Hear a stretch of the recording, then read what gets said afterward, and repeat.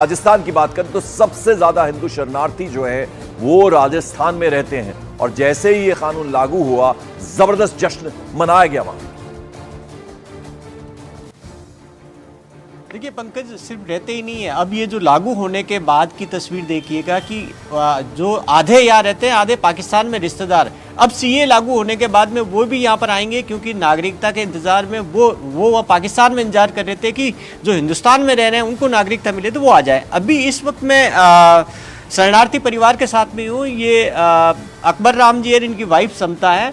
ये 11 साल पहले पाकिस्तान से यहाँ आए थे और अभी तक इनको नागरिकता नहीं मिली और इनका आधा से ज्यादा परिवार अभी पाकिस्तान में रह रहा है। तो अकबर राम बहुत खुश हैं आप? तो हम बहुत खुश हैं जी। हम मोदी और अमित शाह के तो हम ऐसे समझ लो कि हमारे गुरुजी हो गए।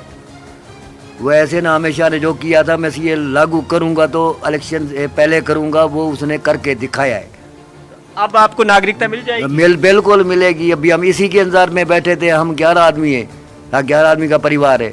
तो हम मतलब लाख सवा लाख रुपया किधर भरे सीए के इसलिए बैठे थे कि हमारा मतलब फ्री में काम हो जाएगा।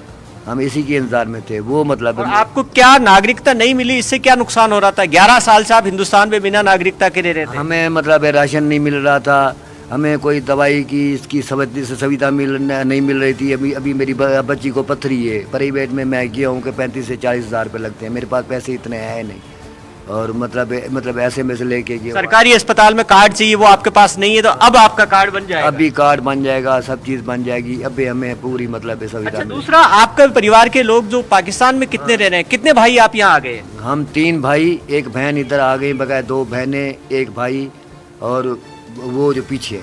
तो अब वो भी यहाँ आएंगे? हाँ, वो भी सारे मेरे मासी मौसी के लड़के वड़के, ये वो सब पूरा मामे के लड़के मामे हो गए और मेरे सास ससुर साले। परेशानी क्या थी वहाँ? क्या परेशानी थी, क्यों आया आप? परेशानी ये थी कि मतलब उधर जो ना मतलब हमारी इज्जत नहीं थी।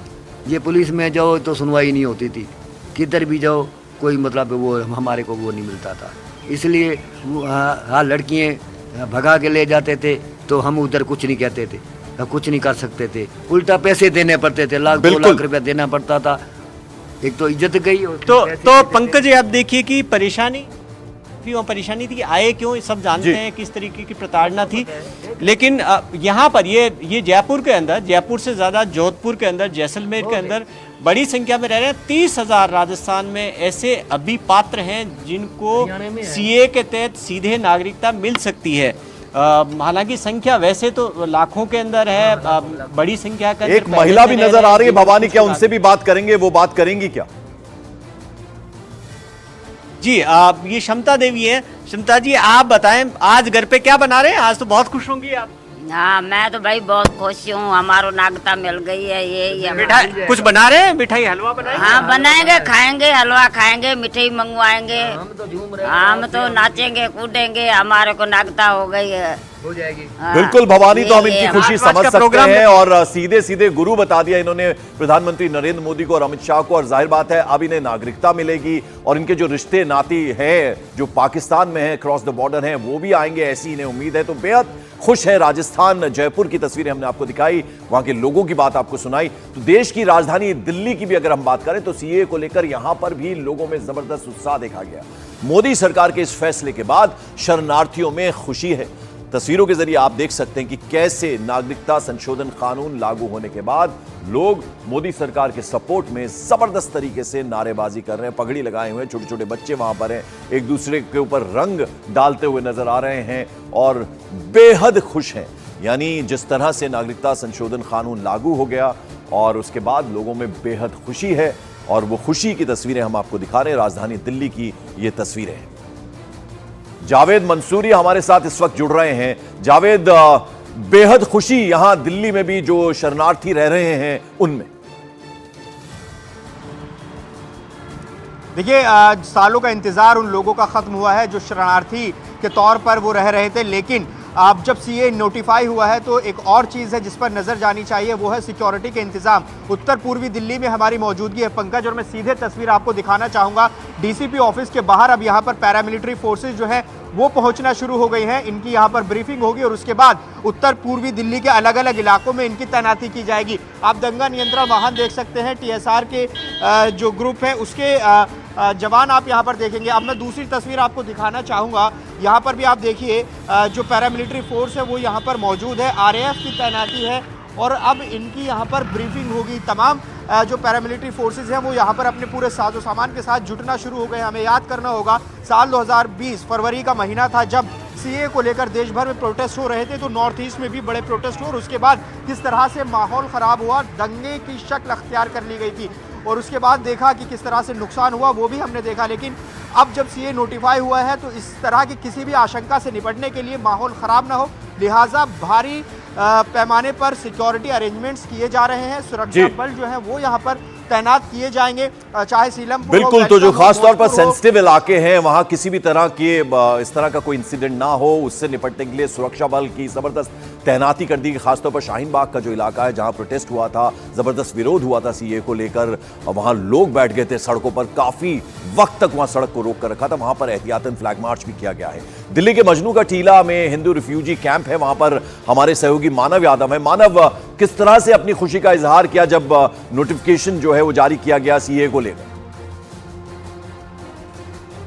पंकज देखिए, तकरीबन बीते 6 साल में ये मैं चौथी दफ़ा हूँ जब मैं इस रिफ्यूजी कैंप में पहुँचा हूँ और हमने वो परेशानियाँ यहाँ पर देखी हैं कि नागरिकता ना होने के चलते ना तो बच्चे स्कूल जा पाते हैं। हालांकि तमाम समाज सेवी जो संस्था है वो ज़रूर मदद करती है। सोना दास इस रिफ्यूजी कैंप की प्रधान है और जब भी मैं आपके पास आया आपने अपनी परेशानी बताई, लेकिन अब मैं देख रहा हूँ कि रात से आप लोग अब मिठाइयाँ बांट रहे हैं, बहुत खुश हैं। बहुत खुशी की बात है, बहुत परमात्मा, हम तो भावना से दिल से कह रहे हैं हमारे देश के प्रधानमंत्री को बार बार नमस्कार है, हमारे देश के गृह मंत्री को बार बार नमस्कार है, जो हमारी ये गरीब जो शरणार्थी रिफ्यूजी जो हिंदू परिवार जो उनकी सुन ली है, और भारतवासियों को भी हम धन्यवाद कहते हैं, सब भाइयों को भी।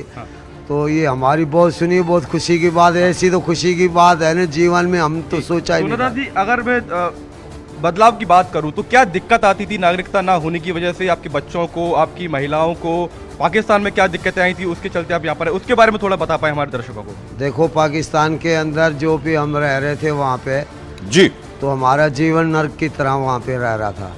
तो पाकिस्तान के अंदर जो हम हमारे वहाँ पे बहू बेटियों की सुरसत रहती, तो क्यों वहाँ से निकलते, हम घर बार क्यों छोड़ते, हमारी जन्मभूमि क्यों छोड़ते? और भी अभी भी हमारी जन्मभूमि वही है, वो परमात्मा जो है ना, जीवन तक हम भूलेंगे नहीं, मगर छोड़ना पड़ गया ना। बिल्कुल मानव, तो जो लोग हैं वो अपनी भावना व्यक्त कर रहे हैं, उनकी आंखों में आंसू हैं, लेकिन वो खुशी के आंसू है। किस तरह की जिंदगी उन्होंने अभी तक जी है, उन्हें उम्मीद नहीं थी, लेकिन उनका सपना एक तरह से साकार किया है। देश के प्रधानमंत्री नरेंद्र मोदी का धन्यवाद कर रहे हैं, गृह मंत्री अमित शाह का धन्यवाद कर रहे हैं। तो लगभग हम अलग अलग राज्यों से अलग अलग शहरों की तस्वीरें आपको दिखा रहे हैं। जिस तरह से सीए को लेकर नोटिफिकेशन लागू हुआ है उसके बाद बेहद खुश हैं लोग। वो शरणार्थी जो यहाँ भारत में रह रहे थे, अब उन्हें नागरिकता मिलेगी।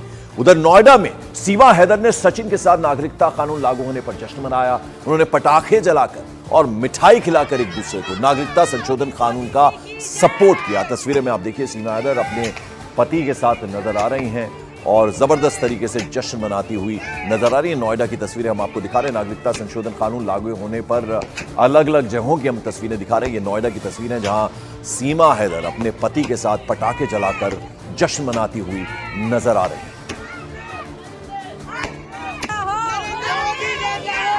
देश का प्रधानमंत्री कैसा हो,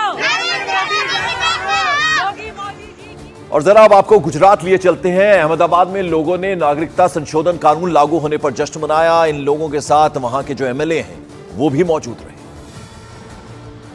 इस वक्त गुजरात के अहमदाबाद में हमारी मौजूदगी है और सीए के लागू होने के बाद आप देखें किस तरीके से यहाँ हिंदू रिफ्यूजी कॉलोनी में रहने वाले लोग घरों से बाहर आ गए हैं, इकट्ठा हो गए हैं और इनके लिए अब वो मौका आ गया है जब ये फाइनली सेलिब्रेट कर सकते हैं, जश्न मना सकते हैं। ऐसे कई परिवार यहाँ पर हैं जो पहले या पाकिस्तान से, सिंध प्रांत से यहाँ पर आए हैं और यहाँ रह तो रहे थे लेकिन नागरिक नहीं थे।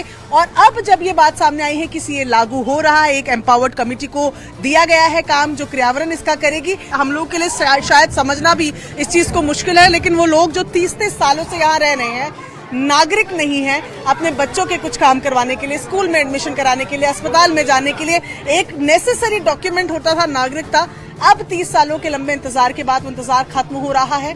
सीए को इम्प्लीमेंट कर दिया गया है और ऐसे में इनकी खुशी का यहाँ ठिकाना नहीं। कैमरा पर्सन सुनील यादव के साथ प्रियंका कांडपा, न्यूज़ 18 इंडिया, अहमदाबाद, गुजरात।